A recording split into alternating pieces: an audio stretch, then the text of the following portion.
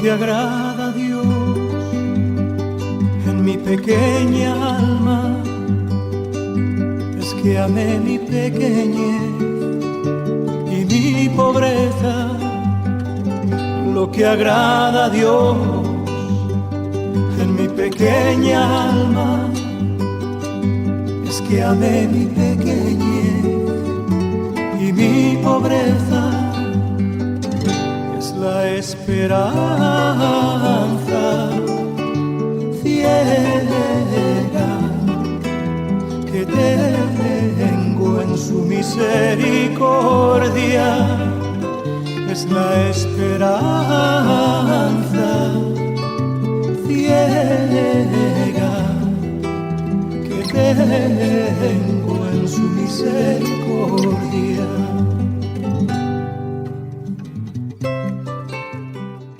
Hola hermanos, ¿cómo están? Bienvenidos a la Academia de Formación Católica y está con ustedes su hermano Roquel Cárdenas y es un verdadero privilegio estar aquí nuevamente a través de Radio María. Estamos, como ustedes saben, en distanciamiento social y cumpliendo con lo que nos piden nuestros pastores y el gobierno nacional y mantenemos distancia y también nos mantenemos en casa el mayor tiempo posible. Por lo tanto, este programa es producido desde mi casa. De antemano le pido disculpas si por alguna razón, algún ruido o algún inconveniente interviene con el programa, porque efectivamente, como ustedes saben, no estamos en un estudio, estamos en mi casa y a veces es incontrolable el ruido externo, así que le pedimos disculpas y comprensión desde antes. Y entonces, efectivamente, vamos a continuar con el tema que hemos estado desarrollando, que es comentando el libro de San Francisco de Sales, Introducción a la vida devota o la Filotea. Y vamos a continuar con el capítulo 2. Entonces, antes de seguir, vamos a pedirle a todos que nos pongamos en la presencia del Padre, del Hijo y del Espíritu Santo. Amén. Padre nuestro que estás en el cielo, santificado sea tu nombre. Venga a nosotros tu reino, hágase tu voluntad en la tierra como en el cielo. Danos hoy nuestro pan de cada día. Perdona nuestras ofensas, como también nosotros perdonamos a los que nos ofenden. No nos deje caer en la tentación y líbranos del mal. Amén. Dios te salve María, llena eres de gracia, el Señor es contigo. Bendita tú eres entre todas las mujeres y bendito es el fruto de tu vientre Jesús. Santa María, Madre de Dios, ruega por nosotros pecadores, ahora y en la hora de nuestra muerte. Amén.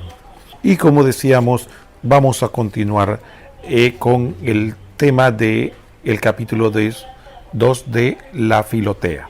Entonces, antes de continuar, les recordamos a los que deseen comunicarse con nosotros, pueden hacerlo al 66336087, que es el WhatsApp de Radio María, 66336087, y también pueden definitivamente hacer sus preguntas o comentarios. También pueden comunicarse con nosotros a través de las redes sociales.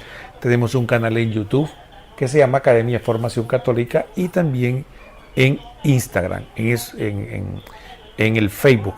Así que los invitamos al Facebook, al YouTube, buscar Academia de Formación Católica y ahí también puede entrar en comunicación con nosotros. En Facebook es un grupo que se llama Academia de Formación Católica y en el YouTube es un canal. Entonces, continuamos. Entonces dice, propiedades y excelencia de la santidad. El peligro es desanimarse. Cuenta la Santa Biblia en el libro de los Números, capítulo 13, que cuando Moisés envió a los exploradores a que visitaran la tierra prometida para ver si el pueblo podía entrar allí, los que trataban de desanimar a la gente les decían que esa era una tierra terrible que se tragaba a sus habitantes y que la habitaban unos gigantes que miraban a los israelitas como si fueran unos pobres langostas. Eso mismo sucede en el mundo cuando alguien se propone dedicarse a la santidad. Muchos le dicen, por eso es dañoso, que ser santo es ser amargado y triste, y que la santidad causa melancolía, sentimientos inaguantables. Los animadores. En cambio, José y Caleb, después de visitar la tierra prometida, decían al pueblo que aquellas regiones eran hermosas con grandes frutos. Llevaron un racimo de uvas tan grande que lo tenían que transportar entre 2 personas, y que si se posesionaban de aquella tierra serían felices. Números capítulo 13. Esto es lo que hacen los santos con sus escritos y los buenos directores espirituales. Inspirados por el Espíritu Santo y basado en las palabras y promesas de Jesús, animan a la gente asegurándoles que la vida de santidad es ya un paraíso anticipado en la tierra. Las 2 caras de la moneda. El mundo tiene los ojos abiertos para fijarse en la cara oscura de la moneda, y que las personas que se dedican a la santidad rezan bastante, hacen penitencia en el comer y en el beber, soportan con paciencia las ofensas y calumnias, ayudan a los pobres, asisten a los enfermos, reprimen la cólera, refrenan sus pasiones, se privan de placeres sensuales y son obedientes a sus superiores. Y solo se fijan en esa cara de la moneda. Pero lo que no ven los mundanos es que las personas espirituales son las más libres y más felices del mundo, que al llenar su vida de obras buenas reciben beneficios y ayudas de Dios de manera sobreabundante, que vivir sin pecado les proporciona una paz y alegría que todos los goces y placeres del mundo, que la esperanza de que se están ganando un gran premio para el cielo y de que Dios les sabrá recompensar todo muy bien les llena de gozo y de consuelo. Es así que es la cara brillante y agradable de la moneda. Como las abejas. Al visitar las flores del tomillo y de algunas otras plantas, las abejas sacan de allí unos jugos muy amargos y las convierten en dulce miel. Así pasa en la vida espiritual.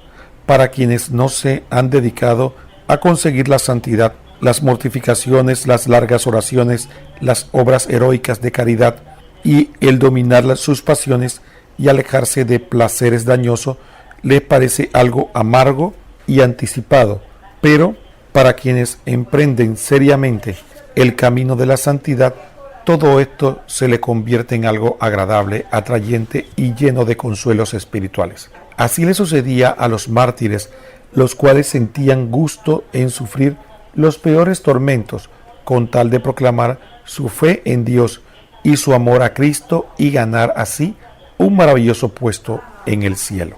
Como el azúcar.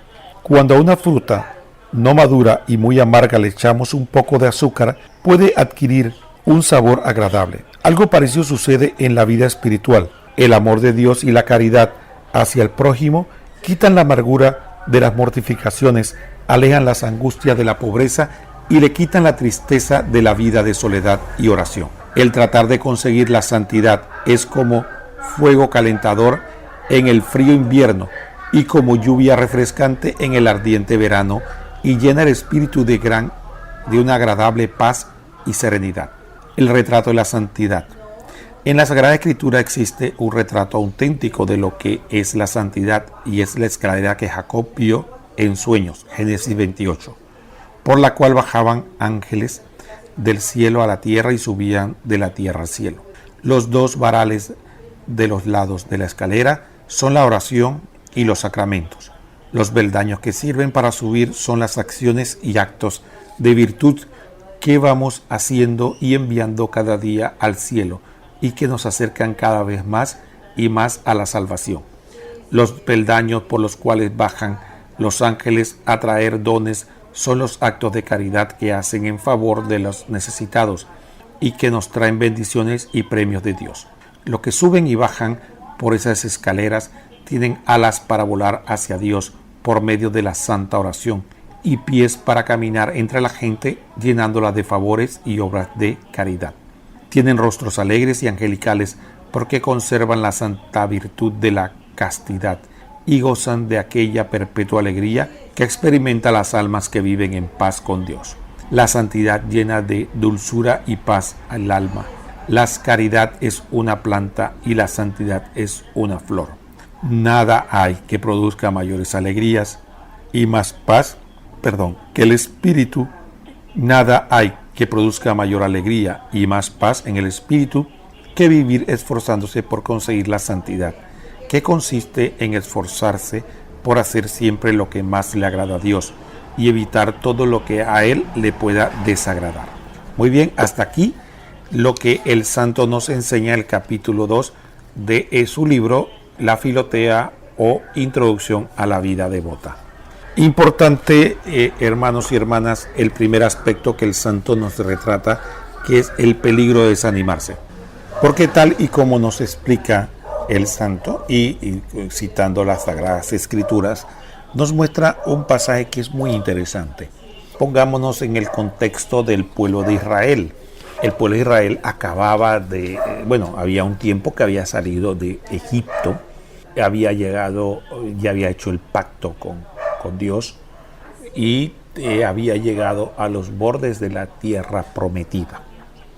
Después de haber visto tantas proezas de Dios, cómo lo sacó de Egipto con mano poderosa y brazo extendido, de haber visto cómo el Mar Rojo se abrió y tragó a los egipcios, que era una potencia muy poderosa en esos tiempos, con un ejército muy poderoso, cómo un pueblo desarmado pudo salir libremente de ahí. Aparte de eso, cómo Dios los cuidó a través del desierto, le dio agua en medio del desierto, le dio el maná. Y frente a todas estas manifestaciones de la bondad divina y de la segura compañía de él, además de las comunicaciones que Moisés le daba, vemos cómo el pueblo, al llegar al borde de lo que le había prometido Dios, que le iba a dar un lugar para que ellos habitaran, que llamamos la tierra prometida o Canaán. ¿Qué ocurre? Llegan al borde de ahí y cuando están a punto de cruzar, envían unos exploradores para, con prudencia obvia, verificar qué van a encontrar ahí. Y efectivamente encuentras dos versiones, como muy bien explican. La versión de aquellos pesimistas que plantean que la situación es muy difícil y desesperada. Prácticamente lo están invitando a volver a Egipto. Y de otra manera, vemos a aquellos exploradores que con ánimo, en vez de ver las dificultades, comienzan a ver el premio, la grandeza, lo que pueden alcanzar.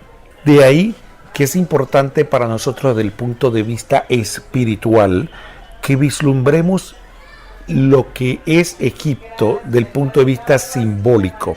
Egipto representa la esclavitud, representa un gobierno pagano, idolátrico, que no adora a Dios y que tenía al pueblo sometido y que, ¿por qué no? Podríamos decir, le había enseñado malas costumbres.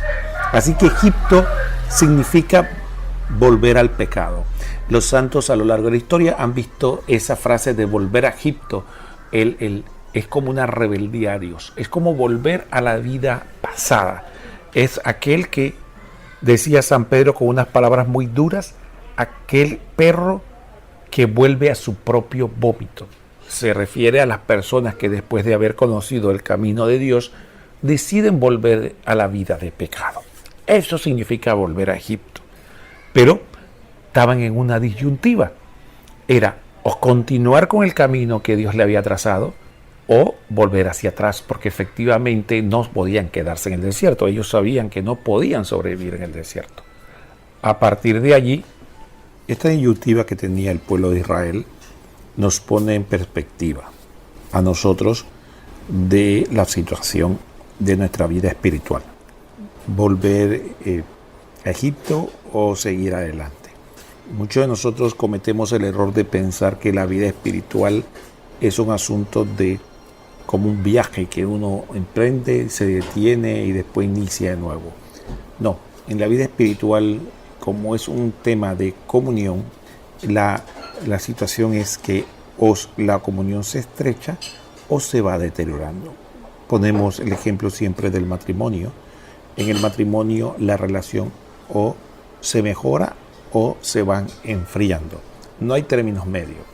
Y entonces a partir de ahí la relación con Dios es o seguir de acuerdo a lo que Dios nos pide o definitivamente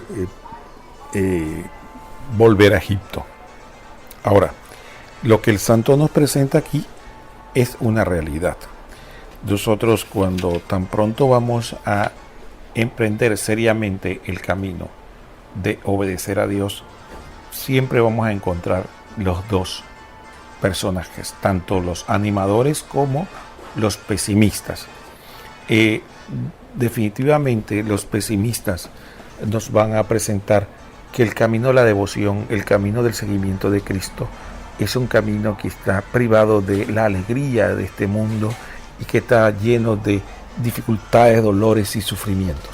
Es prácticamente como hacían los en el pasado, los que aversaban a la iglesia, sobre todo las filosofías ateas, como el comunismo, el anarquismo, que eran anti-iglesia. Generalmente en burla decían que la iglesia católica lo que le enseñaba al pueblo era que tenía que padecer mucho en esta tierra para después al final conseguir el gozo en el cielo. Pero aquí en la tierra todo era miseria y dolor, que era una forma de manipular, decían ellos, al pueblo para que los poderes los explotaran sin que ellos se quejaran.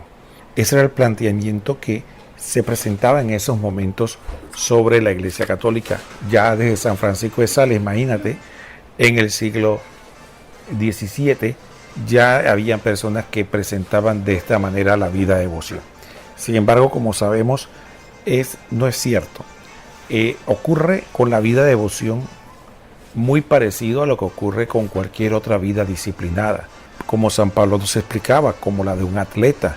Y podríamos presentar otro tipo de actividades, como por ejemplo un artista, un cantante, un actor o alguien que decide enseriarse en su profesión, en los estudios. Efectivamente tiene que sacrificarse. Cuando vemos estas personas que han alcanzado éxito en diversos campos de la vida, todos han tenido que esforzarse y privarse de muchas cosas. Entonces, a partir de ahí, es la diferencia entre tener una vida mediocre o esforzarse por tener una vida de excelencia. De esta forma, no es extraño ni es que esta gente tenga una vida miserable, sino que al contrario, como tienen una visión mucho más grande del mundo, más profunda, entonces están dispuestos a sacrificar cosas accesorias por un bien mayor, por una alegría mayor. Y así podríamos poner el ejemplo de un atleta que aspira a alcanzar un triunfo, a competir en una olimpiada, por ejemplo, y su alegría o su visión es máxima va a ser poder estar en la olimpiada y quién sabe ganarse una medalla de oro, y está dispuesto a sacrificar cosas para alcanzar cosas que considera superfluas o no tan importantes como esa visión. Pero eso no significa que este atleta, porque haga esto, tenga la vida miserable o sea una persona entristecida o que viva una vida llena de dolor y problemas. No, muchas veces son personas muy felices, motivadas y contentas de poder realizar las actividades que le permitan alcanzar sus sueños. De la misma forma, las personas que deciden alcanzar la santidad, el obedecer a Cristo, el seguirlo, tienen analógicamente o buscando la analogía una realidad, una vida similar, donde están dispuestos a privarse de cosas superfluas, sin importancias, con tal de alcanzar algo mucho mayor, que efectivamente le va a proporcionar alegrías mayores. Y de esa manera nosotros vamos a poder vislumbrar de que no hay tal valle de puro sufrimiento, sino que efectivamente, como toda persona que se disciplina, se priva de algunas cosas, pero las alegrías y los gozos son aún mayores. Por eso el santo nos presenta la imagen simpática de la abeja, que dice que puede sacar néctares que son muy amargos, pero al final producen una miel muy dulce. Eso significa efectivamente los sacrificios que para muchas personas la consideran impensables y que al final traen alegría y gozo. Vamos a hacer una pausa y después continuamos hablando de esta realidad sobre las dos actitudes de frente a la santidad, la del desánimo y la de efectivamente el ánimo frente a ello. Así que vámonos a la pausa y después continuamos.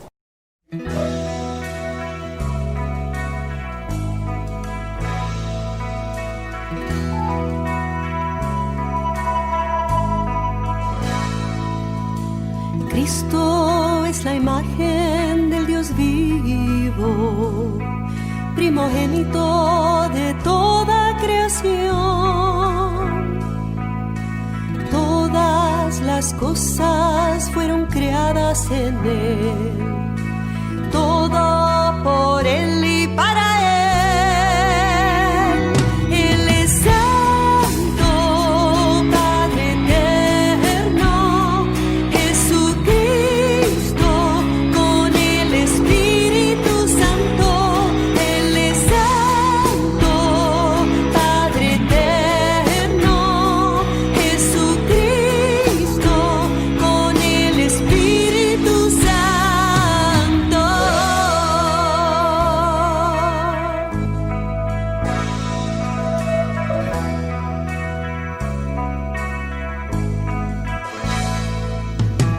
Todas las cosas se mantienen en Él. Él es la cabeza de su cuerpo, la iglesia. Él es el principio, el primero, resucitado de entre los muertos. Él es Santo, Padre eterno, Jesucristo con el Espíritu Santo. Él es Santo, Padre eterno, Jesucristo con el Espíritu Santo. Por Cristo Jesús, por su sangre derramada en la cruz, Dios establece la paz en la tierra y en el cielo.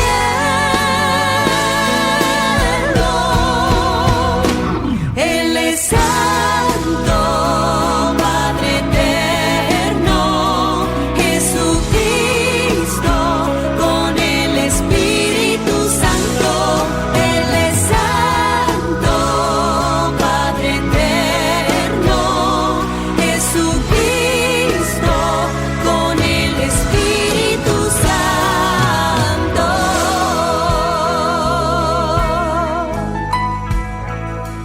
Él es Santo, Padre eterno, Jesucristo con el Espíritu Santo. Él es Santo, Padre eterno, Jesucristo con el Espíritu Santo.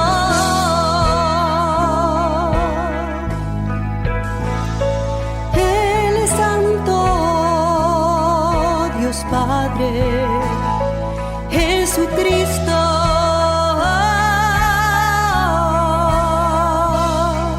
con el Espíritu.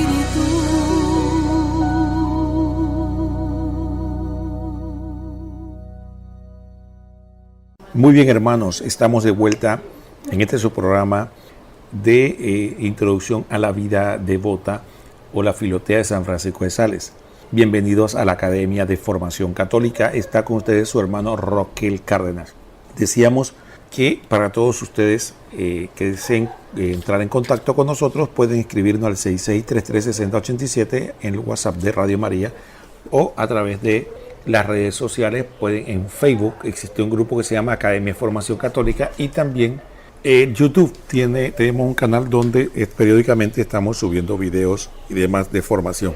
Así que pueden unirse con nosotros a través de estos medios y también a través de este programa que vamos desarrollando.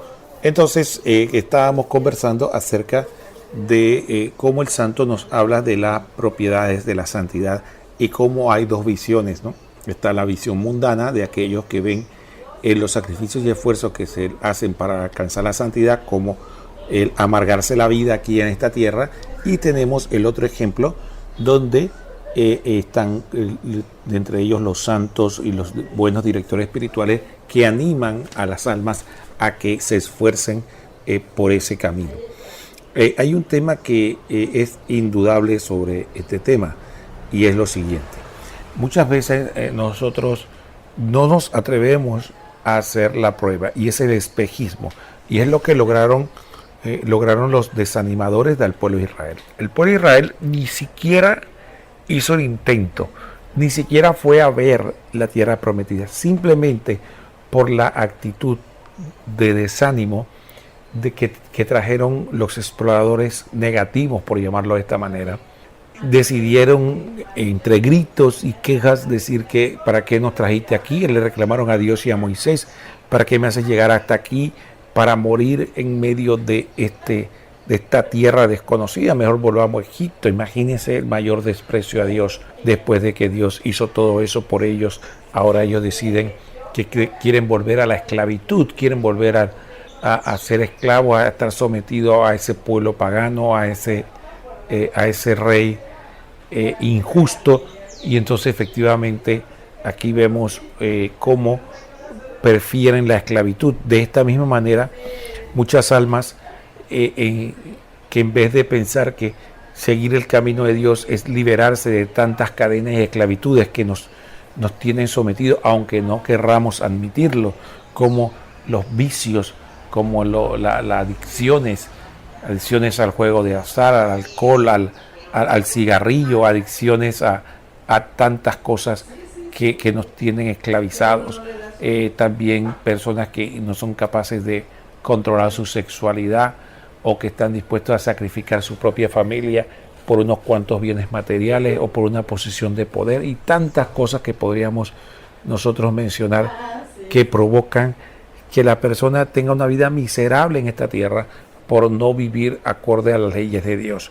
Sin embargo, se dejan engañar por el espejismo de aquellos voceros mundanos que le tratan de vender que la vida de devoción lo que le va a traer es infelicidad.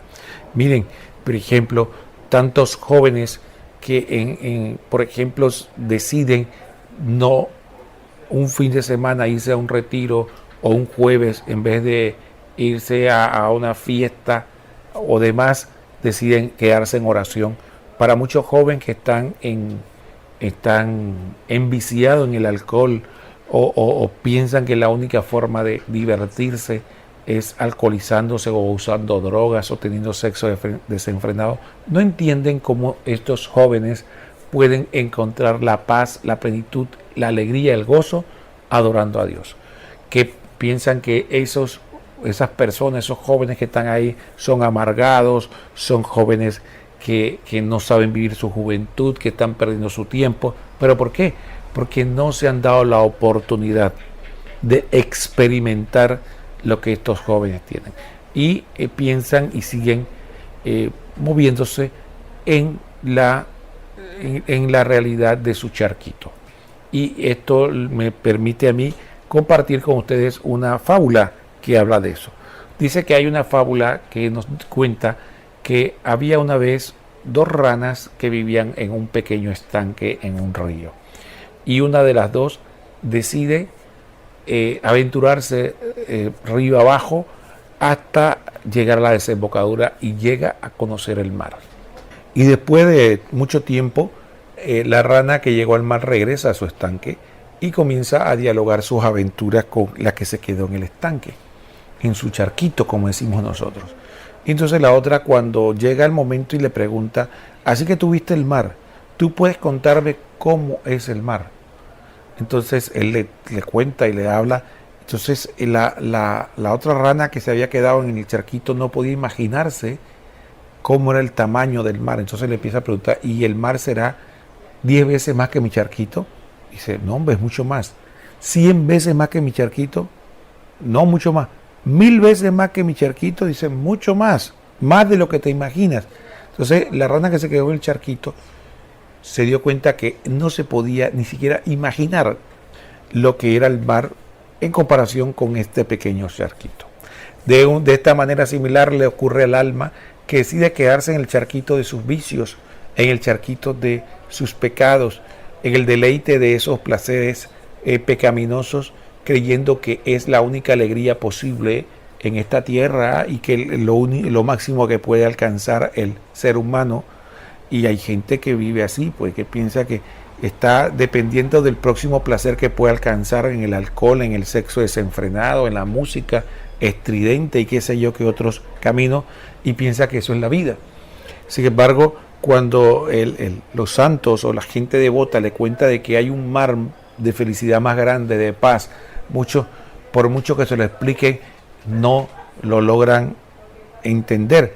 Pero nosotros tenemos que tener confianza, no solo en lo que dicen los santos, sino en lo que dice la palabra de Dios, lo que el mismo Señor Jesús nos cuenta cuando dice: vengan a mí todos los que estén cansados y atribulados, yo los haré descansar. Y también dice nuestro Señor: el que tenga sed, que venga a mí, y yo lo haré que de su interior broten ríos de agua viva. Ya no será que Él viene a darnos agua, sino que de nuestro interior es que va a brotar, como si fuera de una roca que Dios hace brotar el agua de nuestro interior, va a brotar esa agua que nos da la plenitud. Entonces eso para muchas personas es inimaginable, y efectivamente hasta que no nos atrevamos a creerle a Dios que lo que Él nos está diciendo es cierto, no lo intentaremos. De esta misma forma ocurre con muchos de nosotros, que si bien es cierto, hemos alcanzado un camino, hemos alcanzado un derrotero en cuanto a nuestra vida espiritual, todavía nos hace falta caminar más, como dice el santo, dar el paso más en serio a ocuparnos de nuestra santificación. Pero estamos, como dicen algunos especialistas hoy día, en una zona de confort. Estamos muy cómodos con lo que hacemos y pensamos que ya hemos llegado a nuestro tope, a nuestro máximo, y no es cierto. No hemos llegado a nuestro tope. Hemos llegado solamente al borde del río Jordán y todavía nos espera la tierra prometida. Pero habrá quien nos diga que ese cruce es difícil, es complicado, implica mucho sacrificio, mucho dolor. Mira que la vida de los santos fueron miserables, y entonces vendrá quienes nos vendan de que nos demos el paso. Por eso, frente a eso, podríamos decir que lamentablemente en el mundo de la fe, en el mundo católico, son legiones o ejércitos de almas que prefieren quedarse en una espiritualidad básica y mediocre, porque efectivamente no nos atrevemos a dar el paso. Y muchas de las razones de eso tiene que ver con la visión que tenemos nosotros de la santidad, y que creemos que los santos vivieron en esta tierra llenos de miseria y sufrimiento, cosa que no es cierto. Lo que pasa es que lo que para nosotros son grandes sufrimientos, para ellos no eran más que pequeños sacrificios. ¿Por qué? Porque el grado de unión con Dios era tan grande que estas cosas que para nosotros incluso pensaríamos que eran derrotas o situaciones insoportables, para ellos la llevaban con, diríamos, gallardía y hasta elegancia. Pero para poder saber eso hay que vivirlo, hay que entregarse, hay que creer que Dios es capaz de hacer eso en el alma nuestra, en nuestra realidad. Pero si no lo creemos, si pensamos que es falso, que al final es una especie de engaño, entonces prevalecerá la visión de Satanás, que a nuestros primeros padres logró convencer de que Dios lo estaba engañando, que Dios realmente le estaba ocultando algo detrás de esa orden que le había dado. Tenía intenciones aviesas y estaba tratando de preservar su dominio, su control sobre ellos, y que no quería que se superaran o que fueran felices. Entonces Satanás logra engañar a Eva, y después Eva a Adán, y logran desobedecer y pierden el paraíso. De esa misma manera, hoy, de manera inversa, nosotros podemos entrar al paraíso nuevamente, a la comunión con Dios, pero Él nos dice que no nos dejemos engañar, porque efectivamente esto que muestra no es tal cosa, que realmente lo que nos espera son momentos de mucho dolor y tristeza, y que ese camino es el camino más miserable que se puede tener en esta tierra. De esa forma encontramos un gran obstáculo frente a esta realidad de en nuestra decisión. Muchas veces nosotros tenemos que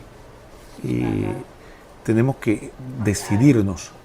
Hay un aspecto que me parece a mí relevante frente a todo esto.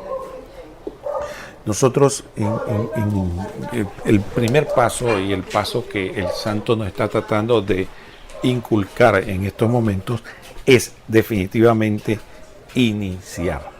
Porque en ocasiones nosotros no tenemos o no tomamos la firme decisión de hacerlo. Y lo que tenemos que preguntarnos con sinceridad, si yo quiero o no quiero ser santo. No se trata de que nos preocupemos en estos momentos de qué estado espiritual estamos, qué tanto tiempo nos va a lograr o qué cosas tenemos que hacer. Tenemos que primero llegar a pedirle a Dios de que nos dé la capacidad de tener la decisión, la convicción de que debemos ser santos. De ahí en adelante sería vivir un día a la vez. No podemos nosotros vivir 20 años en una hora, ni podemos pretender alcanzar la santidad en un día, pero así como hemos vivido todo lo que tenemos hoy de vida, un día a la vez, así se vive el camino de la santidad. Un día a la vez, pero con la convicción de que hay que esforzarse por hacer lo que Dios quiere en nuestras vidas, cumplir con su voluntad. El primer paso es darlo. Cuando, por ejemplo, una persona tiene problemas de adicción, ejemplo del alcoholismo, el primer paso es querer dejar de tomar. He escuchado mucho un programa muy bueno que dan aquí en Radio María sobre pregúntale a un alcohólico y siempre lo repiten. El primer paso es querer tener un deseo ferviente de querer dejar de tomar. Después que llegamos a ese paso, entonces ya lo demás, el proceso con los hermanos que los acompañan, Alcohólicos Anónimos, llegan a lograr algo que parecía imposible, algo que parecía en ese momento cuando estábamos en el hoyo, estábamos pisando fondo, como llaman ellos, parecía imposible dejar de tomar, y las personas dejan de tomar y abandonan totalmente el alcohol por el resto de su vida. Pero ¿cómo lo hacen? Un día a la vez. Ellos dicen que hay 24 horas, las próximas 24 horas de sobriedad. De la misma manera, hermanos, estamos nosotros hablando de la santidad. Lo primero que tienen que hacer es que tienen que tener pedir, y si no lo tiene, pídale a Dios que le dé un deseo sincero, profundo, de querer dejar el pecado, de querer vivir según la voluntad de Dios. Y a partir de ahí, lo demás viene por añadidura. Cada 24 horas, cada día, usted inicia un camino donde se compromete cada vez más a vivir más de cerca lo que Dios quiere para su vida. Habrá tropiezos, caídas.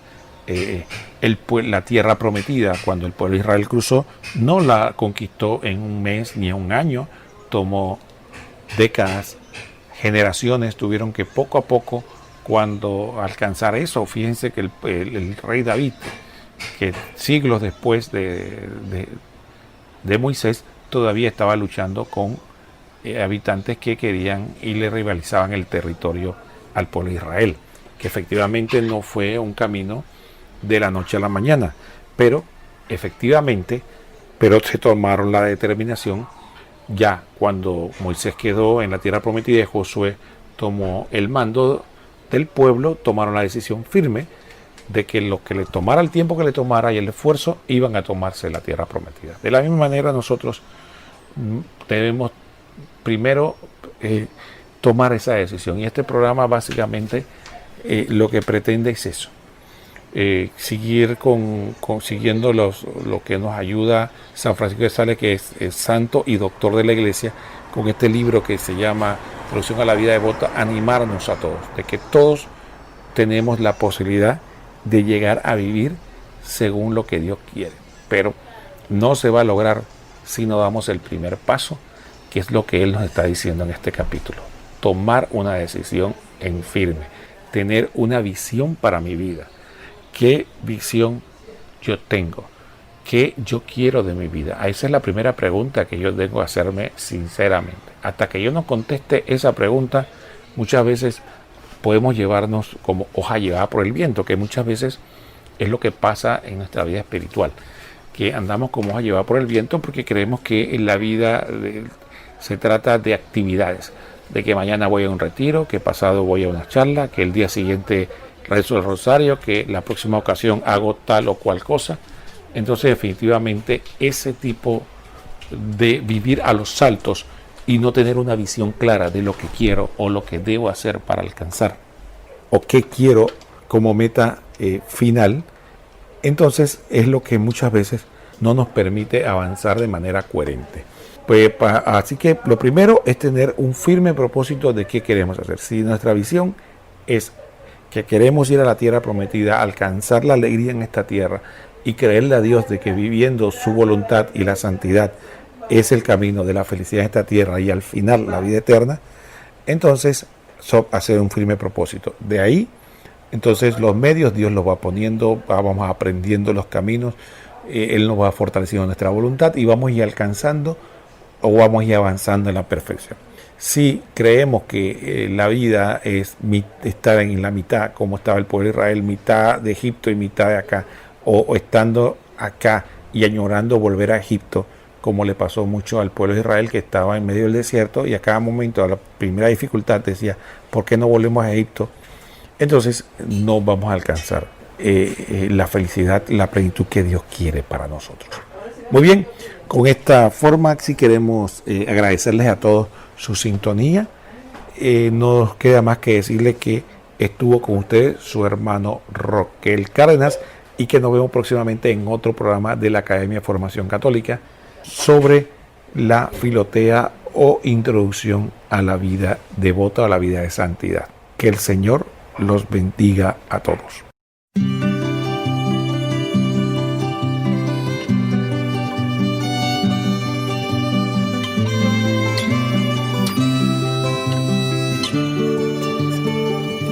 Lo que agrada a Dios